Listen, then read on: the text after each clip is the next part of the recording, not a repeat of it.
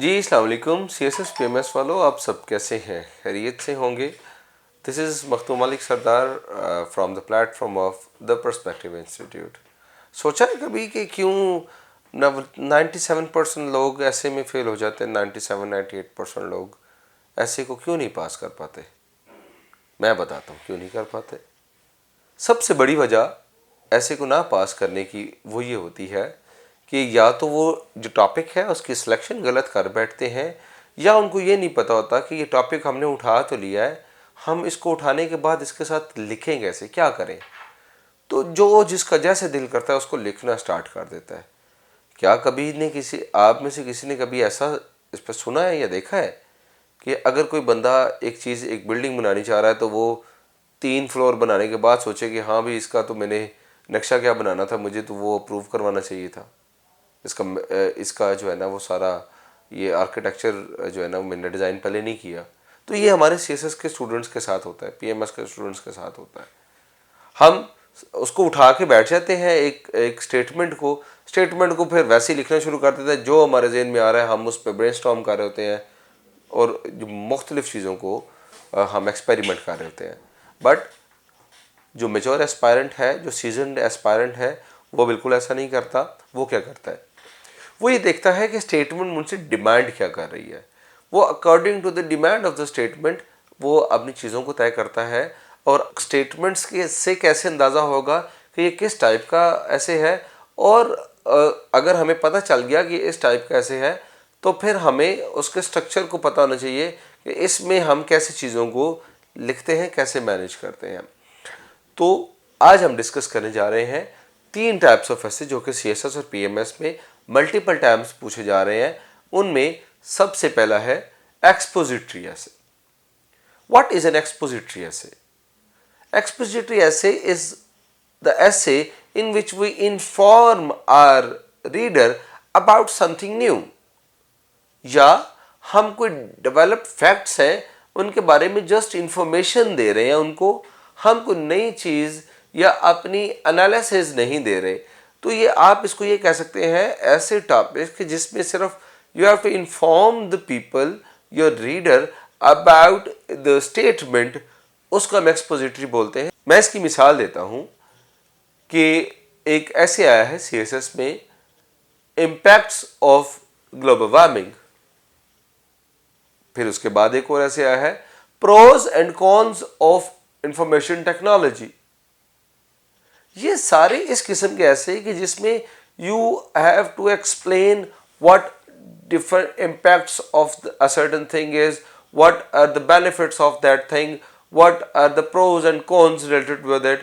जब भी pros and cons, benefits, harms और जो है ना ऐसी चीज़ें आ जाएं कि जो आप उसकी क्वांटिटी पे आ जाएंगे, तो उसको आप एक्सपोजिटरी फॉर्म ऑफ राइटिंग में लिखते हैं। You just have to inform the people कि ये है, इसका ये इस तरीके से होता है। समटाइम्स आपको उसका प्रोसेस बताना पड़ता है, समटाइम्स आप उसको एक्सप्लेन करते हैं कि इसका मतलब ये है। अब दूसरी टाइप ऑफ ऐसे है जो कि आपकी एनालिसिस बेस्ड ऐसेज होते हैं। उनमें सबसे पहला है परसुएसिव ऐसे। परसुएसिव ऐसे और आर्गुमेंटेटिव ऐसे, ये 2 टाइप्स ऑफ ऐसे हैं कि जिनमें आर्गुमेंट बेस आपके स्टेटमेंट्स होती हैं। फर्स्ट ये याद रखिएगा कि ऐसी स्टेटमेंट के जिसका जो जवाब है वो इधर उसका पॉजिटिव हो सकता है या नेगेटिव भी हो सकता है। मतलब इसका जवाब इधर पॉजिटिव हो सकता है या नेगेटिव भी हो सकता है। मसलन मैं इसकी मिसाल देता हूँ। मैंने खुद ने जो 2020 में ऐसे अटेम्प्ट किया वो था, do we really need literature in our lives. तो अब इसको मैं परसुएसिव फॉर्म में भी लिख सकता था, आर्गुमेंटेटिव फॉर्म में भी लिख सकता था। जब इसको परसुएसिव में लिखा जाएगा ना, तो परसुएसिव में क्या होता है, we want to persuade our reader to accept what we are claiming. हम अपना एक आर्गुमेंट के बारे में अपना जो क्लेम है हमारे पास, उसको उस आर्गुमेंट को मानने के लिए, यानी मैं अगर ये देखिए कि मेरे पास ये था कि हमें लिटरेचर चाहिए, तो वो लिटरेचर क्यों चाहिए, मैंने उसकी आर्गुमेंट्स दिए क्योंकि ये इसके फ़ायदे हैं, इसलिए हमें लिटरेचर चाहिए। अब ये था persuasive form of writing, where you just take a stand और आप उस स्टैंड पॉइंट पे अपना जो आपका रीडर है आप उसको कन्विंस करते हैं कि to accept what you believe. अब अगली फॉर्म ऑफ राइटिंग है वो है आर्गुमेंटेटिव फॉर्म ऑफ राइटिंग, यानी आर्गुमेंटेटिव एसेस। या ये एसेस कौन से होते हैं, इनमें भी होता तो आर्गुमेंट ही है, बट उस आर्गुमेंट के साथ एक और चीज हो जाती है, उसको बोलते हैं काउंटर आर्गुमेंट।